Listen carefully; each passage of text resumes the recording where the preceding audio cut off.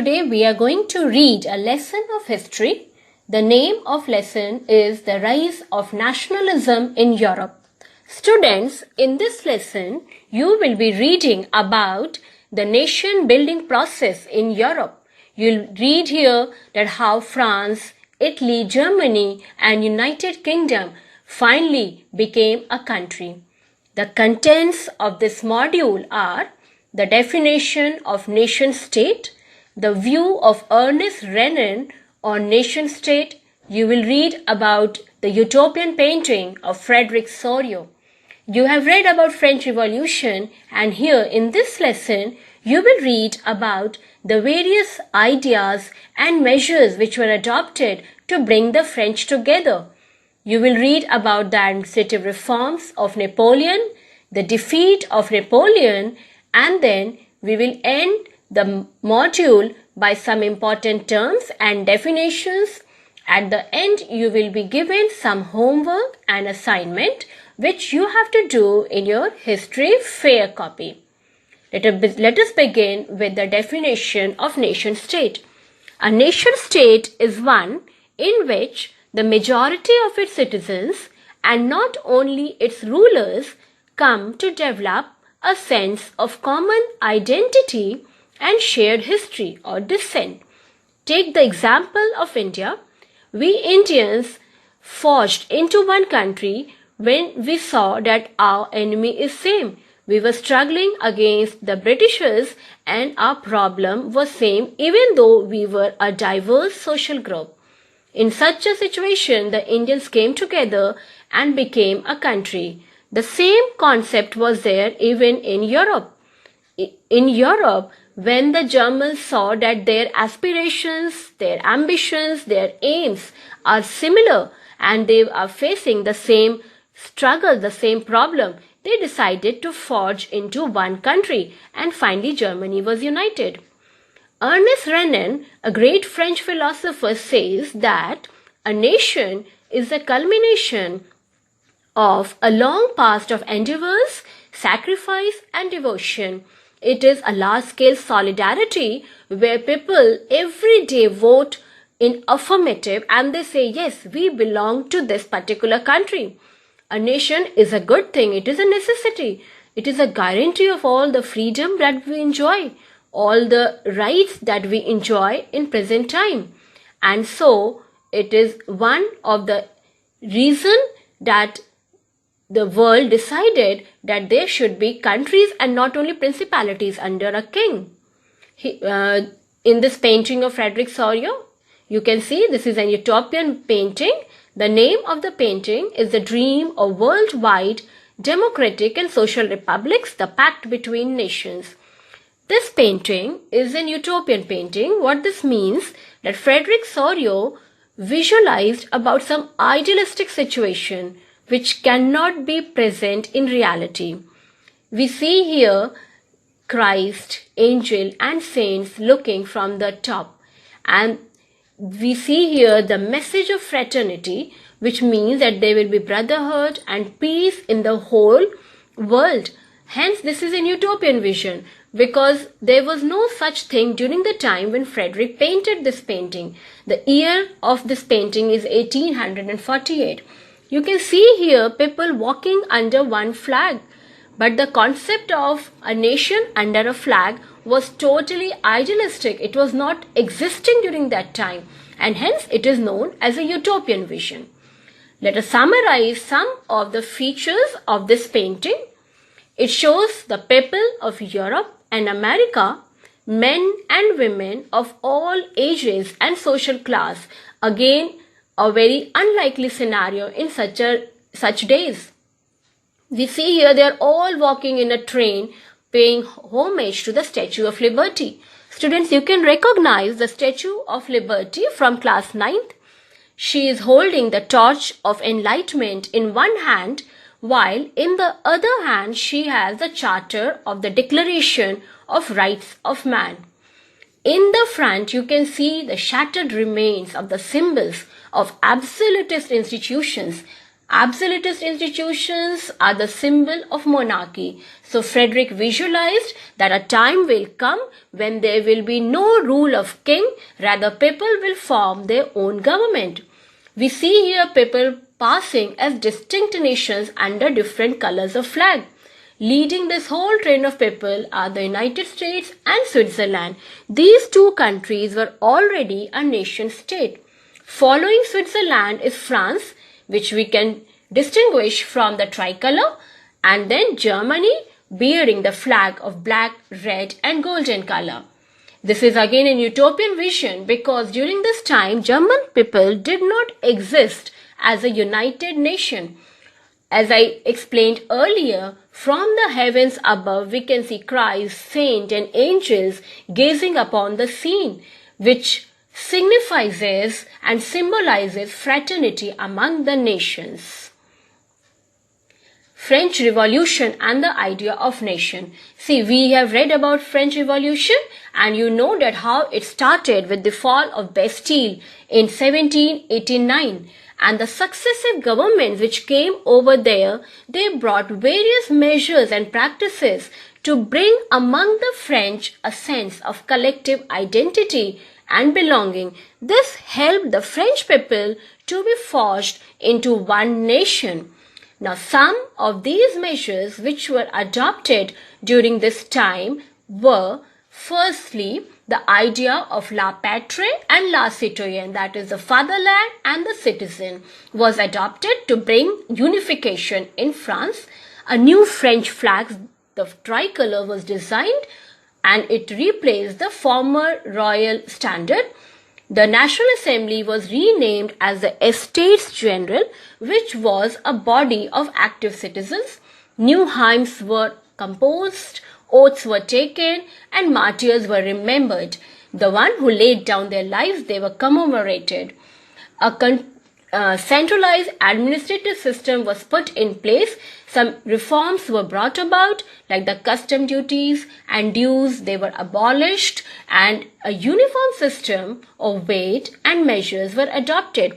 Students, during this time, not only in France, but also in other parts of Europe, the different principalities had different weight and measurement system. This created huge obstacle in trade and commerce.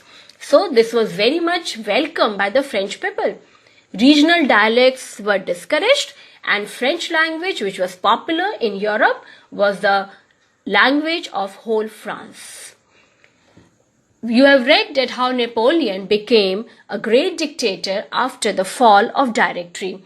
He was a great dictator, destroyed monarchy, but he destroyed democracy, but in spite of that, he is known as Napoleon the Great.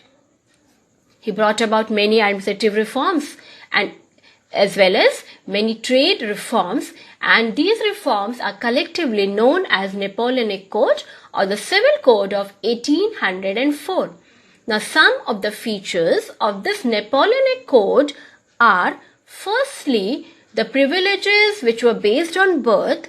You have read that in 9th class, that how the first estate was given the privilege. They didn't have to pay the taxes, neither they had to pay any of the dues. They were the landowners. So Napoleon removed all these privileges. He established equality before the law and he secured the right to property. Napoleon simplified the administrative divisions, especially in the case of Germany, and Germany's many principalities were joined together into some fewer principalities. This helped in the administration. Napoleon abolished the feudal system and freed the peasants from serfdom and manorial dues. In the towns, guild restrictions were removed. Students, guild restrictions are like the trade unions, which restrict the movement of goods and capital from a region to another region. This creates an obstacle in the trading part. So when the guild restrictions were removed, the traders and the small businessmen, they welcomed it. Transportation and communication systems were improved. This also facilitated in the movement of goods. Napoleon brought about uniform laws. He standardized the weight and the measurement system. And very importantly, he brought a common currency in France.